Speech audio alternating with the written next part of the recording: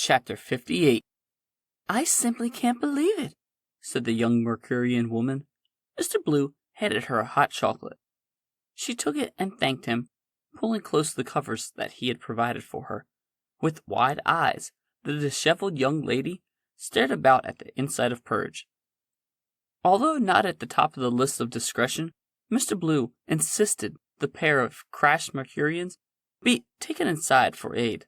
Then, questioning, Sully crossed his arms. "I'm sorry.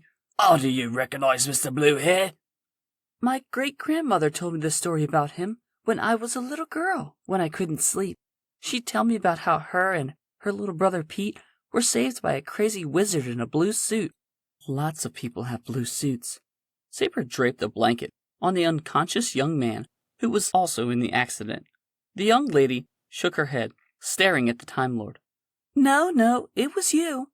It explains everything. She said you had a time machine, that you spoke fondly, but she never got to see. This must be it. That hair, it must be you. The hair and those eyes. Great-grandma said you had wild platinum blonde hair, and your eyes were so blue that there was nothing else. No white, just blue. Mr. Blue looked at Purge's control readout, scanning. Grandma D, she told me you never stopped looking at things, always staring around like a madman, searching for something. She grinned, then sipped her beverage. Saber looked at the stranger, the Mercurian. "Grandma D, how about we learn your name first, or why you crashed into..." The time agent was searching for the right words. "Or time machine?" Sully smiled. Saber rubbed her eyes. Those were not the words she had been searching for. "I knew it!" The young woman jumped up, spilling her hot chocolate. Oi, take a breath." The Time Lord in the cobalt suit addressed the room. "Settle down now, young miss. What is your..." Dawn Rothlanders. I'm the third. Surely you remember the name." Mr. Blue tilted his head to the left. "Really?" He looked at Sully. "Do you remember the midpoint with the..." "Yes, I remember." "And the..." "Yeah, I remember. I was there." Sully lit a cigarette. "How can that be? That was, 200 years ago." 200 years ago, Mr. Blue exclaimed, arms wide. "Wow, and you say Dawn, little Dawn, that precious little girl, was your great-grandmother?" "Right.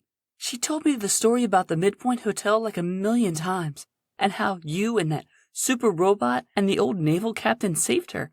Pretty cool stuff." Sully held up a finger, correcting. "I'm a retired Commodore, dear, not a captain." Dawn Rothlanders III didn't seem to hear.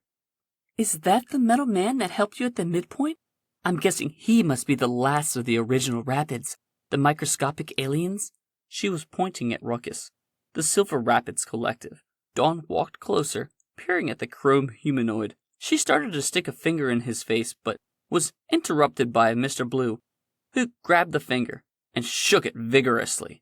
"I'm Mr. Blue, your great-grandmother's hero. Pleasure to meet you, Dawn. Again." "I hate Dawn, by the way. Most people call me 3D. I cannot believe I'm actually meeting..." "D3 it is." The Time Lord smoothed his azure tie and ran up to the teal and Arctic steampunk lectern. "Now, do us all a favor, D3. Let us know why you and your friend are here. And so terrified." As Saber asked, "Why were you crashing?" Sully handed D3 a replacement hot chocolate, and the young lady filled in what she knew. "We're part of a survey team for Mercury Dayside, what may become a settlement. We're just here basically to scout any possible thriving areas for community development." "We?" "I'm the survey lead, and that there is my knocked-out intern, Loggish Fuggle." Mr. Blue looked at the unconscious young man, then returned his gaze to the great-granddaughter of the young girl he had helped to save 2 centuries earlier. "I'm guessing you two must have run into trouble." "With a capital E, as in EMC2, D3 concluded. She quickly noticed the blank stare she was being greeted with. "Eternal Mining Company 2? I thought you were some great traveler, and you haven't heard of EMC2? "No, I haven't." Saber looked at Mr. Blue. EMC2. Yeesh. I guess that's supposed to be clever? Clever? D3 asked. Somebody thinks so. The Time Lord sighed. So, what did this Eternal Mining Company 2 do to the pair of you to drive you off in such a hurry? Guns? Threats? D3 set down her drink. No, we were attacked by rapids. Sully threw his arms up in the air. I knew it! We are never going to be rid of those gold sons of bitches! Not the gold rapids. Those are just for construction and energy packaging now. It was something else. A platinum rapid. Ruckus grew in size, became massive and jagged and muscular and wired and sharp, obviously outraged. Saber placed a hand on the Silver Rapids Collective, stopping it from progressing further. Platinum? The time agent demanded.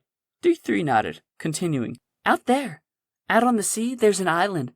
It's an island made by the Gold Rapids, and it's not supposed to exist. Naturally, we investigated and found out what they were doing here. To Mercury. Silence loomed as the crew of Purge awaited explanation.